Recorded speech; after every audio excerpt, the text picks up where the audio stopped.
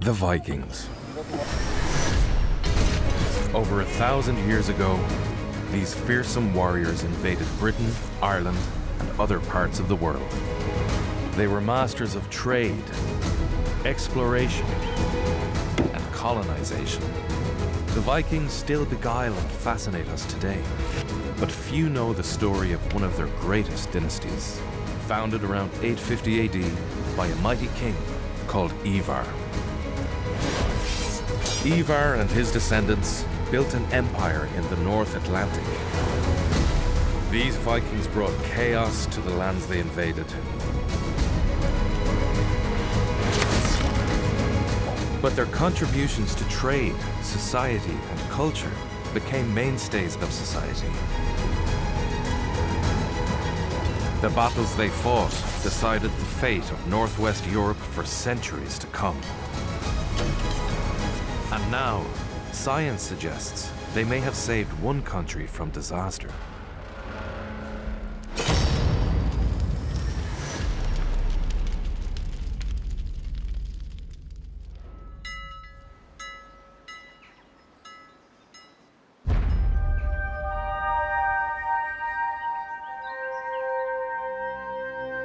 There are many sides to the Viking story, but a most unexpected one emerged only recently.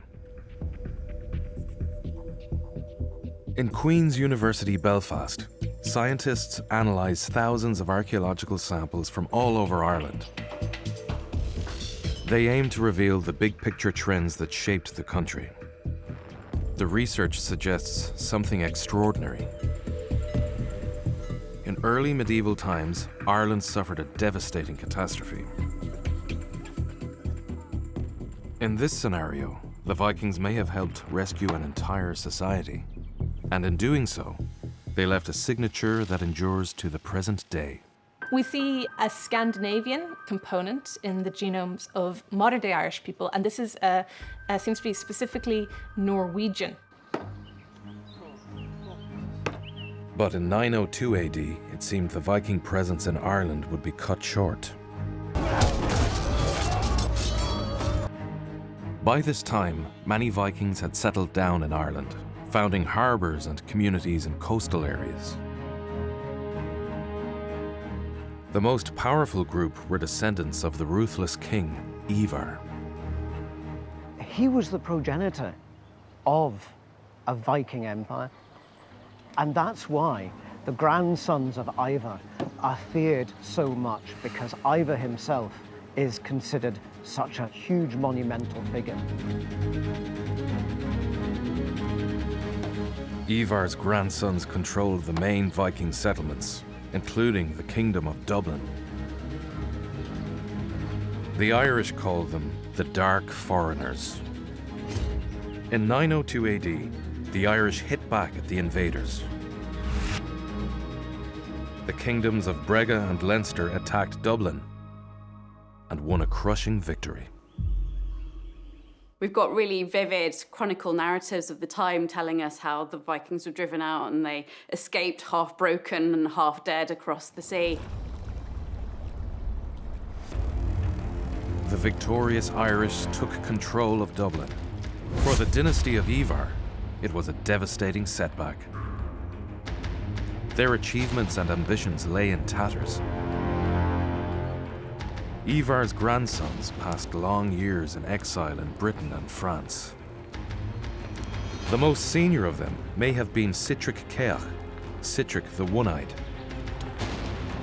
Like his grandfather Ivar, Citric was a tough and resolute leader.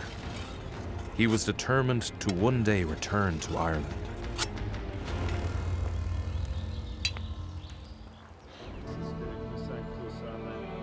In 917, 15 years after the defeat of the Vikings, the Irish witnessed strange omens. Snow and extreme cold and unnatural ice this year. Horrible portents also. The heavens seemed to glow with comets, and a mass of fire appeared with thunder in the west beyond Ireland, and it went eastwards over the sea.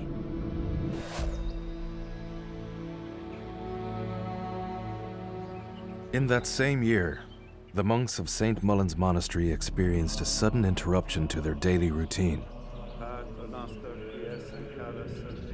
The monastery's location on the River Barrow in southeast Ireland gave it easy access to the outside world. But this also exposed it to Viking attackers, who'd already plundered it 3 times. And now, it seemed they would do so again.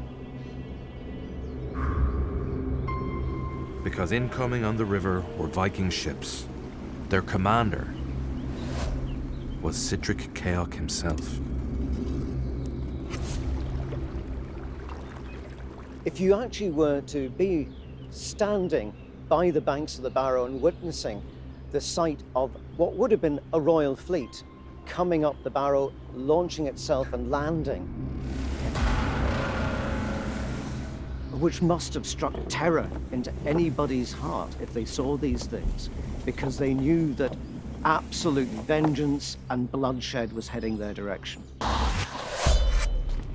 15 years before, the men of Leinster had driven Citric out of Dublin. Now, he had a chance to settle the score. Irish warriors were on the march nearby, led by Caer, the King of Leinster.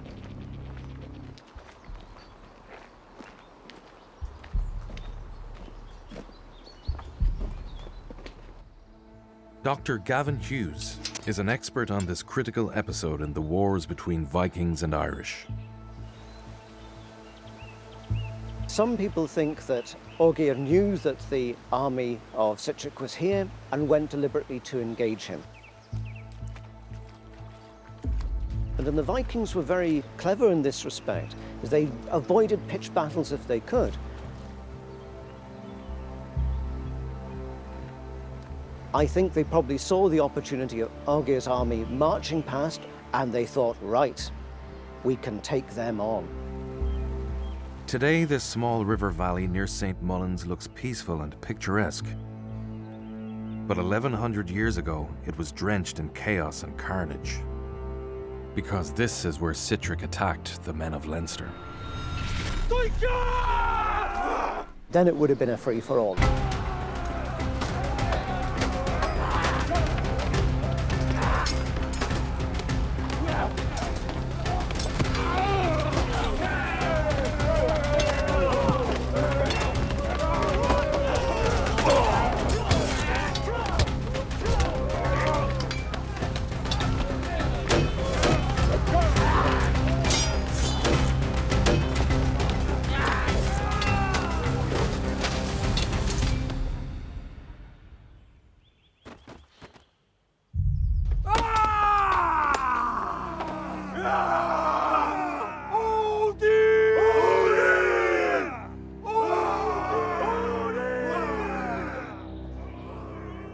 When the fight was over, many men lay dead.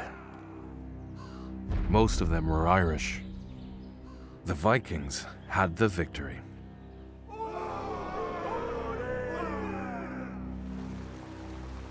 There would have been bodies floating in the water, probably have turned red. What is so important about the battle that happens here, Citric's warriors go straight into Leinster. They push on up to Dublin. With the army of Leinster annihilated, Dublin was defenseless. 15 years after he was driven out of the settlement, Citric returned in triumph. Once again, the dark foreigners were in control of Dublin, and they had ambitious plans. They created a carefully planned Viking town. Almost 50 years ago, this place re-emerged into daylight for the first time in centuries. In the 1970s, at Wood Quay on the Liffey's south bank, builders began work on new offices for Dublin Corporation. What no one realized was that just a few feet beneath the surface, an ancient town lay buried. Digging soon revealed the remains of the original Viking settlement, It was an opportunity to unearth the earliest layer of the city. 25-year-old archaeologist Pat Wallace was put in charge of the archaeological excavation. What he discovered was breathtaking. A unique blueprint for what a 10th century European town looked like. We know more about Dublin in the 10th century and early 11th than we do of any other town in Northwest Europe, even London and Paris. We have a clearer view of the plot layout, the pathway widths, how plots were used, the types of building, where buildings were located, all of that over several layers than we have of any other Northwest European town. The Vikings also fundamentally changed architecture in Ireland. Before they arrived, Irish architecture had one overwhelming feature: roundness. But the Vikings introduced a whole new way of building. Adjoining Wood Quay and along the edge of Fishamble Street, Pat uncovered the remains of their houses. One of the major physical legacies of the Vikings in Dublin is the establishment of the rectangular form of building as the ordinary domestic house. 75% of all the buildings in Dublin were rectangular in form. They gave us our towns, our first real mainstream European towns with town plots, town layouts, a consistent building type inherited over the ages, consistent positioning of property, all of that, defended towns. Thanks to the Wood Quay excavations, we know more about how Viking Dublin was built than any other Viking town outside of Scandinavia. But a town is more than its architecture. The archaeologists also uncovered the remains of craftworks, jewelry, weapons and food, along with human and animal remains. These finds allow us to see Viking Dublin as a living, breathing place. A place where sanitation was rudimentary, where the smells of dirt and offal mingled with livestock and food, where people traded human flesh alongside finely crafted products. A vibrant and savage place where criminal justice equaled iron, blood, and death.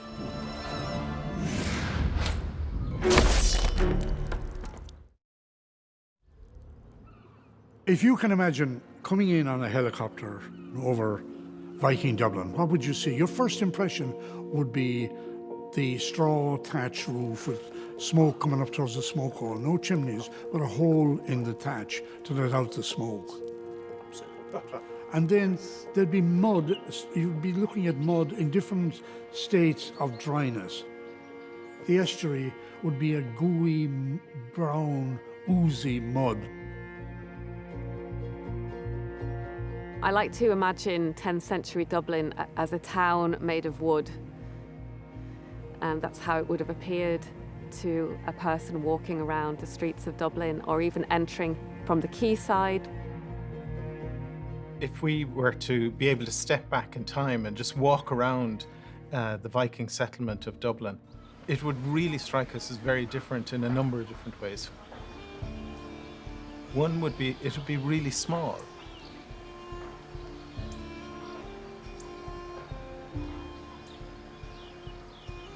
The other thing that I think as, 21st century people that we would notice straight away is the smell. I think it would be an assault on our senses in a way that, walking in a modern Western city is not. Small though it was by our standards, this fledgling city was an epicenter of global trade. At this stage, this is what you're starting to see is people who are doing craft working and industry using imported raw materials from the Baltic and the North Atlantic sea trade, and they're turning them into commercial goods that can be sold out of the port of Dublin. Certain houses were amber working centres. Now, amber obviously isn't native to Ireland, it's brought from the Baltic by the sea trade. They were making beads and amulets and artefacts that would have been sold on then to other markets. Just like in a modern city, the inhabitants of Viking Dublin paid attention to their personal appearance. They were very sophisticated, and we can tell that from the clothes that they wore. You know, we find fragments of woven woolen garments, of silks coming from the Far East, of leather shoes that are beautifully manufactured. They wore their wealth in their jewellery and in their clothes. Viking Dublin pulsated with life, and yet sometimes death came suddenly and dramatically. Because the town dispensed rough justice.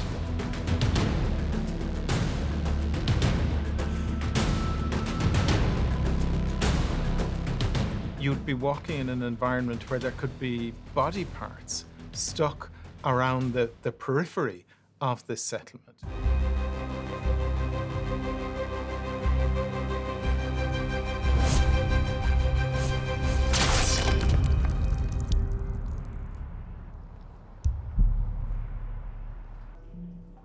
Hidden beneath the ground where the town's ramparts once stood, archaeologists found a jumble of human skulls. Bioarchaeologist Dr. Barrow O'Donovan is an expert on human remains and what they tell us about their owners. In the National Museum of Ireland's Conservation Unit, he examines the skulls. We have the remains of 17 individuals, and these are all skulls, and in some cases skulls and some of the bones of the neck. And in about 50% of the 17, we have evidence, direct evidence of blade injuries. Barrow believes that the heads once stood high on wooden posts over the ramparts. So in terms of these 17 individuals whose heads ended up displayed on the ramparts, the big question is, who were they? You know, it's absolutely possible that some were inhabitants of the Viking town who might have identified with the kind of Viking population, but had somehow come to offend those in power. And they end up being executed. So there's pretty strong evidence that that's what we're dealing with these heads. These were trophies placed around the ramparts of the city. It could be that some were local people who intermingled with the Vikings. One of the ways in which we've looked at that is to look at the stable isotope signature of their teeth, because you are what you eat. The chemical makeup of the teeth reflects where you grew up. And that has given us equivocal results that most seem to be local to the hinterland of Dublin. Now, whether that means they're insiders or outsiders in the context of 10th century Dublin, that's a very difficult question to answer, because, Dublin was very much a melting pot. You had a mixture of immigrant Vikings, but then you also have the local population mixing. We will never know exactly what crimes might have motivated the executions. We do know that the Vikings cherished their jewelry and other valuables. Above all, one precious metal entranced them: silver. The Vikings traded goods far and wide, and in return, silver flooded into Ireland from the outside world. The silver is the main barometer of wealth in Dublin and in Ireland in the Viking Age. And we have different types of Irish metalworking traditions and art and design impinging on Viking silver. We find silver hoards all over Ireland. There are over 100, some with coins. Some hoards are connected with unusual and mysterious places.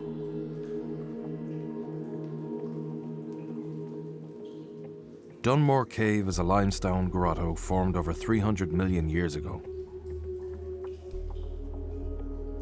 It contains some of the most spectacular cave formations anywhere in Ireland.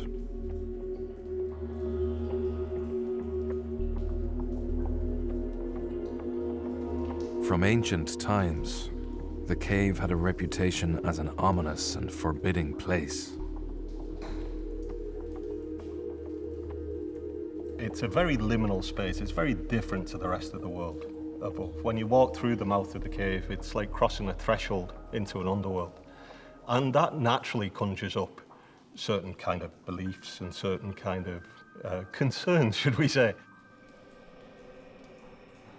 It's recorded as one of the 3 darkest places in Ireland. There was a guy writing in the 18th century, and he described entering into the cave as like walking into the mouth of a wild beast with 10,000 teeth above your head and 10,000 more below your feet. Despite, or maybe because of the cave's sinister aura, over 1,000 years ago, someone used it for safekeeping. In 1999, this shadowy crevice yielded a treasure trove. It consisted of around about 43 different objects. There was coins that came from the Saxon kingdoms in England. There was a small thread of silk that came from a very high status garment, perhaps a headscarf or something like that. There was also buttons with silver wire, which were quite unusual and very, very interesting. These are actually for a cloak. They're kind of knitted wire, silver wire. Now this is the biggest size, but there were smaller ones. These would have been plucked from a cloak, very valuable cloak, probably worn by a very rich town person. Most likely the cloak's owner was a wealthy Viking, but it's unlikely that this person stashed the buttons in the cave. Instead, it seems someone else hid the silver for another purpose. Was it a founder's hoard, somebody who was going to melt it down and turn it into silver ingots? Because silver ingots are the handiest way of transporting silver for a merchant or for a tradesman. If so, this merchant must have traded something in return for the items.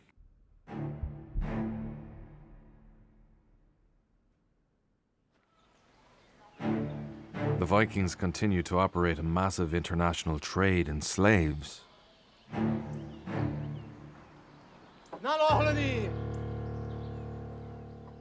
And for it, they needed a steady supply of captives. The Irish kings saw that opportunity and bought into it. So they sold the slaves from their enemies to the Norse to be sold abroad. The silver that we find is probably as a result of selling slaves to the Norse for profit.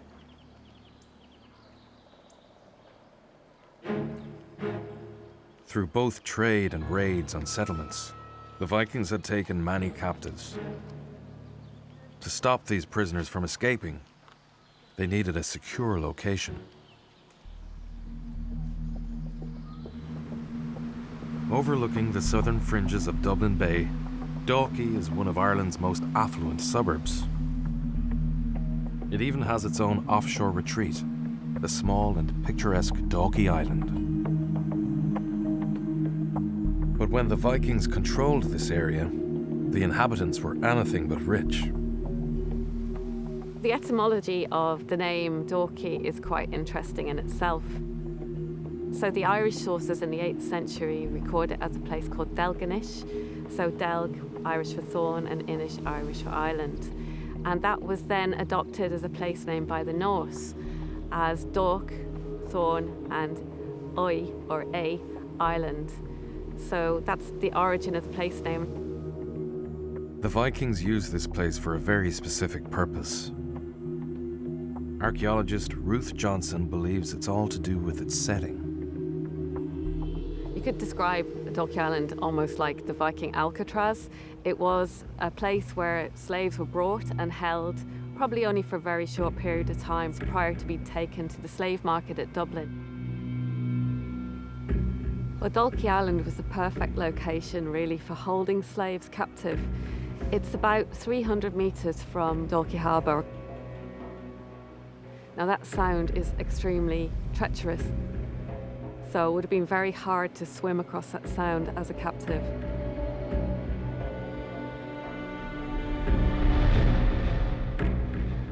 I think as an Irish slave, as somebody who had been brought here on ship, it would have been terrifying. The Vikings did not introduce slavery to Ireland, but they did bring it to another level. With their large harbours and huge fleets, they had the infrastructure to run a global trade in human flesh. The slave route stretched eastwards to Russia and the Middle East and northwards into the Atlantic. As the slaves moved, so did their masters. A new DNA study plots how Viking genes spread throughout Europe. In 2020, we had a huge study that aimed to basically characterize the genetic impact of the Viking Age in Scandinavia itself and on Europe more broadly. Scandinavia at this time, it's a very dynamic place. Scandinavia is really becoming more and more connected with the rest of the world. We are getting outward movement, gene flow from Scandinavia into the rest of Europe. Westwards, we have the movement of Norwegian-like populations.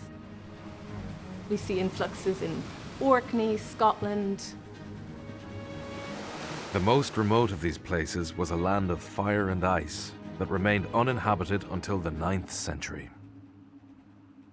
Around 871 AD, the Vikings decided to colonize Iceland, but they could not do so on their own. There is a cultural memory of Ireland that Iceland maintains into the High Middle Ages, which would suggest that the Irish had a strong presence in Iceland at the founding. An old Icelandic saga hints at the nature of this presence.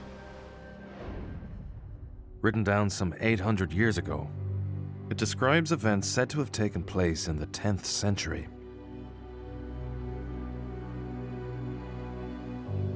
One of the saga's characters is a Viking merchant named Höskuldur.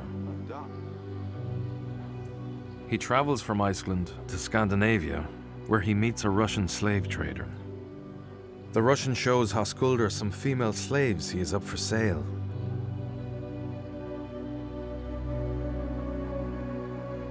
Then he reveals his most prized captive, one whom he values at 3 times the price of the others.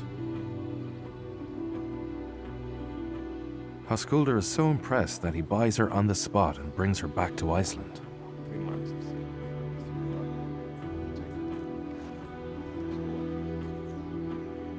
Her name is Melkorka, and she turns out to be an Irish princess, captured in a raid and sold into bondage. She later bears a son who travels to Ireland and meets his grandfather. Now we have to remember the sagas are medieval Icelandic literature.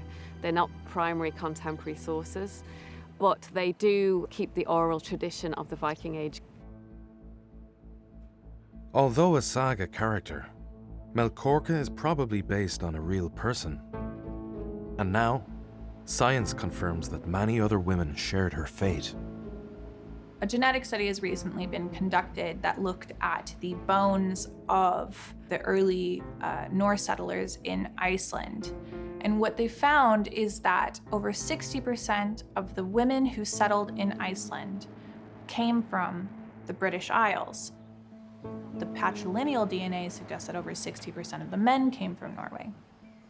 Now, what this means is that the Norse brought female Irish and British slaves to Iceland with them, whether that be as concubines or as slaves who worked the earth.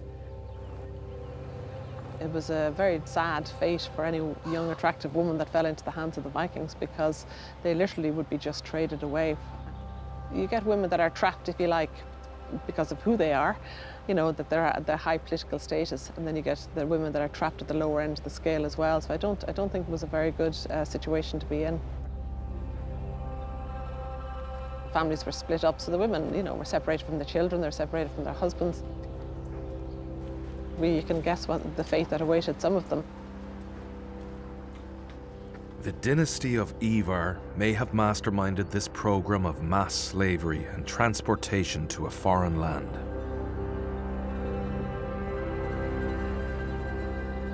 We don't have direct contemporary evidence of the involvement of the dynasty of Ivar in the settlement of Iceland, but what we do know about the settlement of Iceland was that a lot of people did come from Britain and Ireland and were part of the settlement.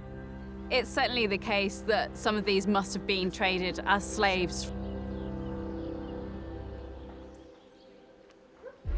By 930 AD, the descendants of Ivar controlled many Viking settlements in Ireland and Britain.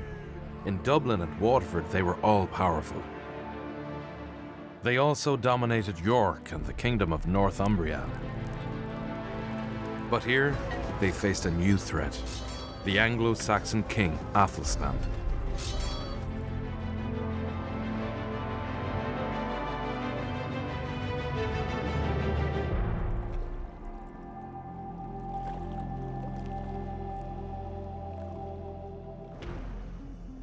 Deep in the Wirral Peninsula in northwest England, an old country manor stands amid elegant gardens. This is Poulton Hall, ancestral home of the Lancelin Green family since 1093. In the gardens, the metal face of a bearded warrior peers from the foliage. He evokes the time-worn links between this place and the Vikings. Dominga Devitt is a member of Wirral Archaeology, based here at Poulton Hall. The group explores the Wirral Peninsula's Viking heritage, because the nearby fields hold secrets that are only now being uncovered. A large part of our work is the search for the site of the Battle of Brunenber. We do have a firm belief that the battle was fought on the Wirral Peninsula, and we totally understand the massive importance of finding the site where the battle was fought will be where the birth of the nation of England happened. Fought in 937 AD, the Battle of Brunenber was a winner-takes-all struggle for the fledgling nation of England. The seeds of the battle were sown over a decade earlier, when the Anglo-Saxon monarch Athelstan set out to bring all of Britain under his rule. At this time, Citric Caer, the Viking king who had wrenched Dublin back from the Irish, ruled Northumbria from its capital, York. When Citric died in 927, Athelstan took the opportunity to capture York. Athelstan was trying to basically create an English kingdom. There was no unified kingdom of England before his reign, and he brings Northumbria under his control. So obviously this creates enemies. The creation of this unified English kingdom isn't, of course, seen as a threat by neighbouring peoples. In 934, in a show of strength, Athelstan marched his army north into the kingdom of Strathclyde and on into Scotland. The local rulers, Owain of Strathclyde and Constantine of Scotland, were powerless to stop him. In that same year, Olaf Guthfridsson, a great-grandson of Ivar, became the Viking king of Dublin. All of these groups, Constantine of Scotland, Owain of Strathclyde, and the Vikings of Dublin, all have a vested interest in Northumbria. These three kings had suddenly much more interest in common to defeat Athelstan. On their own, neither Olaf, Constantine, or Owain could beat Athelstan, but together they might just have a chance. Sometime around 937, the three kings agreed to join forces and invade England. United for the first and only time, Olaf, Constantine, and Owain knew this was their best chance to defeat Athelstan. In Dublin, the Viking king assembled an army, a mixture of Viking and native Irish warriors. The Dublin warriors set sail in their ships. This wasn't the last army Ireland sent to invade England, but it was the last one to have any chance of success.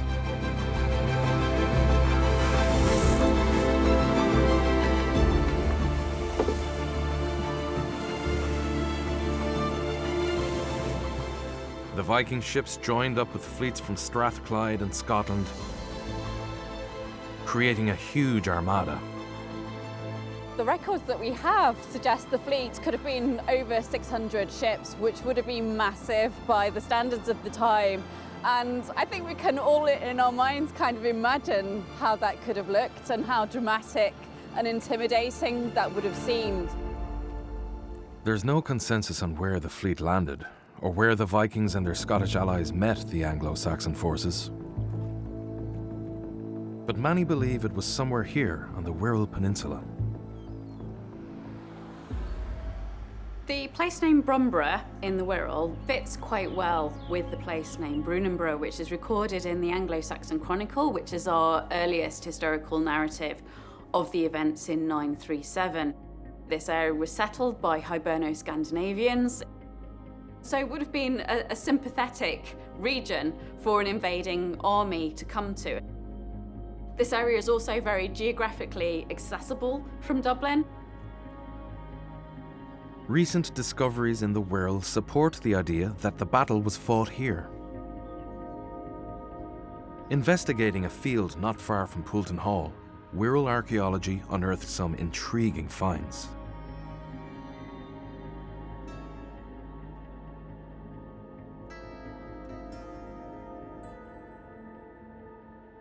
We found an arrowhead which has been identified as typical of 10th century Viking arrowheads.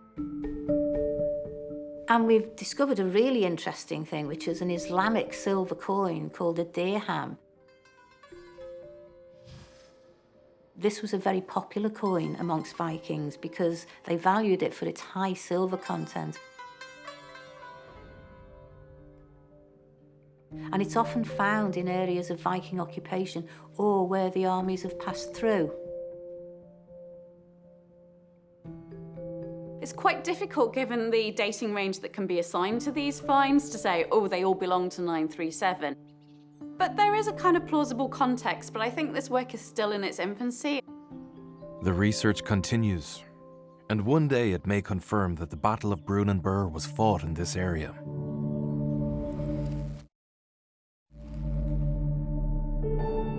But wherever the battle took place, one thing is certain: it was a ferocious encounter.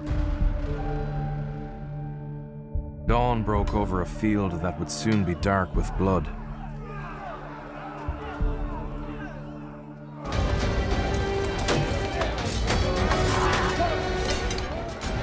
Swords, axes, and shields crashed together incessantly. All day long, the fighting continued. None could say who would be victorious. The coalition force, the invaders, probably had a strategic advantage, and indeed the early stages of the battle might have gone quite well for them. But whatever happened, suddenly the battle fell in Athelstan's favour. In the waning light, the Anglo-Saxons pushed forward. Their enemies fled for their ships, but many never made it that far.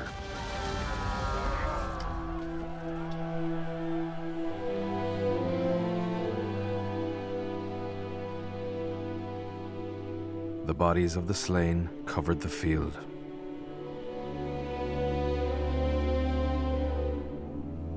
The greatest battle yet fought on English soil was over. It could have gone either way, but the Anglo-Saxons had the victory. Viking hopes of dominating England lay trampled into the bloody soil. They left behind to share the corpses, the dark-coated one, the black raven, and that grey beast, the wolf of the wood. Never greater slaughter was there on this island. Never more folk felled before this, by the sword's edges. The victory cemented England's place as the dominant nation in Britain and Ireland. The Vikings, Irish and Scots withdrew to the periphery, and there they would remain. But had they been victorious, history would have been very different. If Olaf and his allies had been victorious, I think that would have shored up this Viking kingdom of Northumbria. Then it could have consolidated the power of the Vikings of Dublin in northern England, and theoretically, the Kingdom of England, in its current geographical boundaries, would never have happened. Never again would the dynasty of Ivar pose the same threat to the Anglo-Saxons. In 954 AD, they withdrew from mainland Britain.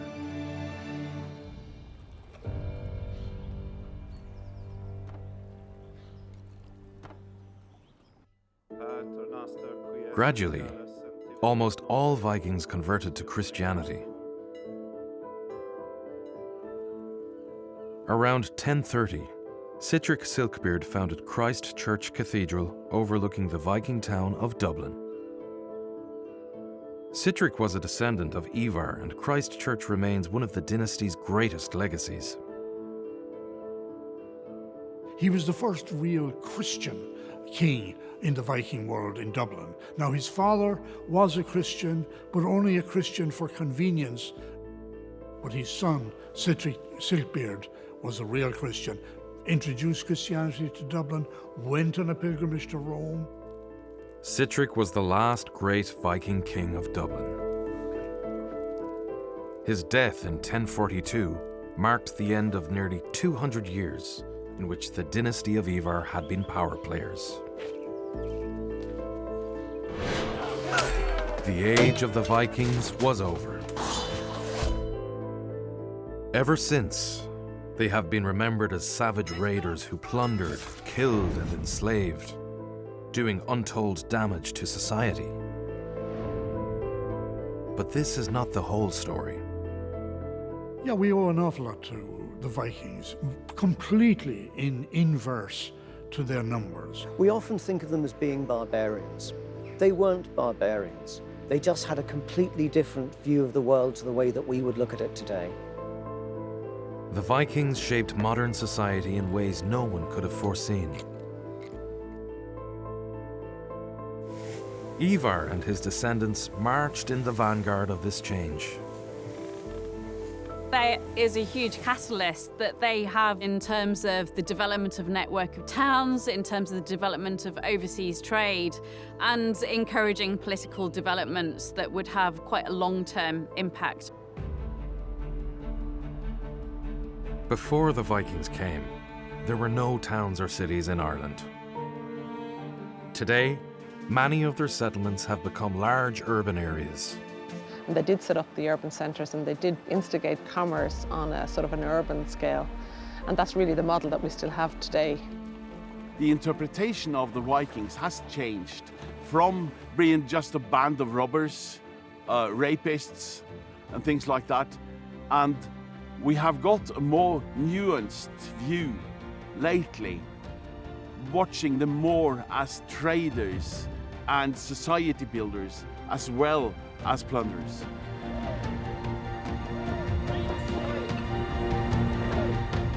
And they may have contributed even more. Groundbreaking research suggests that early medieval Ireland suffered a mysterious crisis, and the Vikings may have played a role in its survival.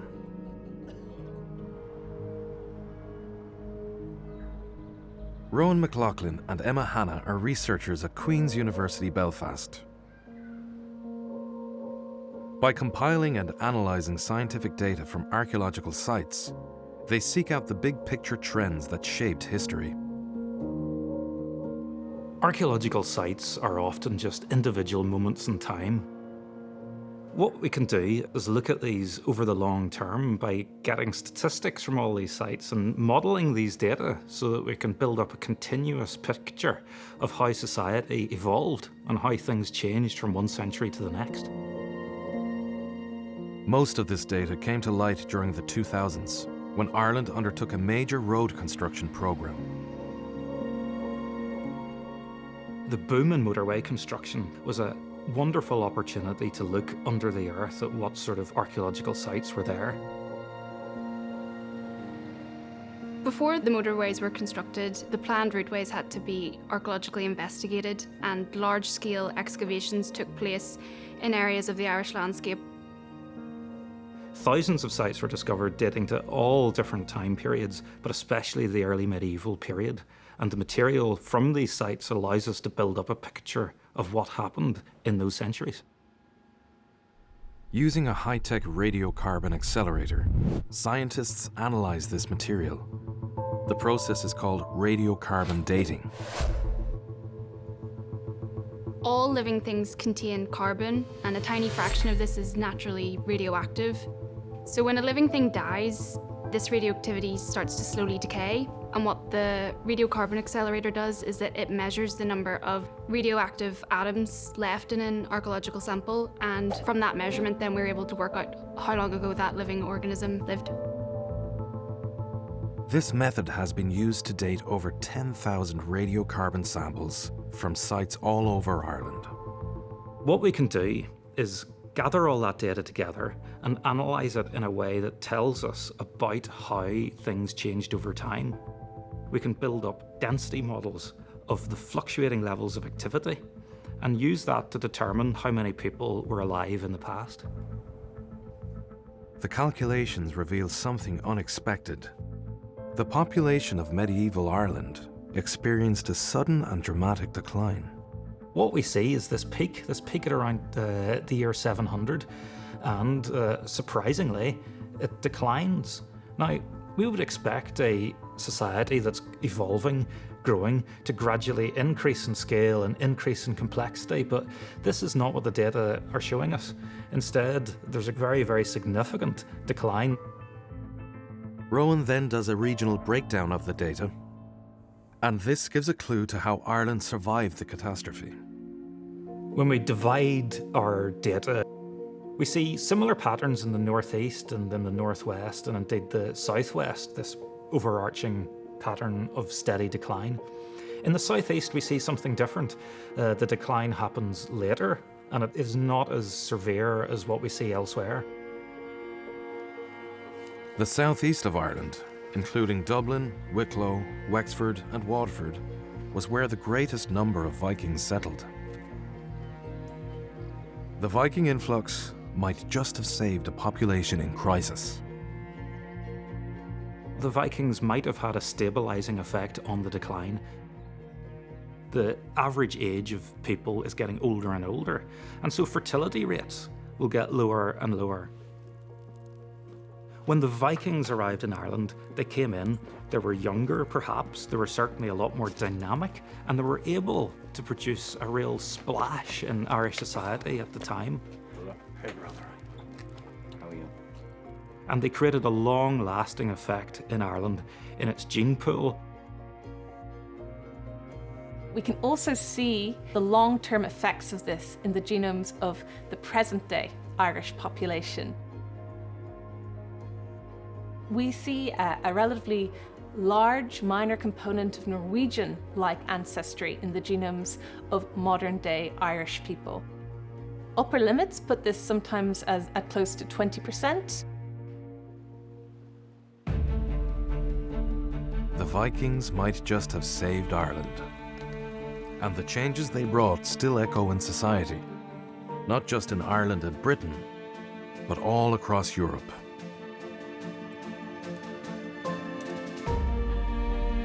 I think Vikings have made a huge contribution to European culture, and you can see that in language, and you can see it in artwork, and you can see it in place names.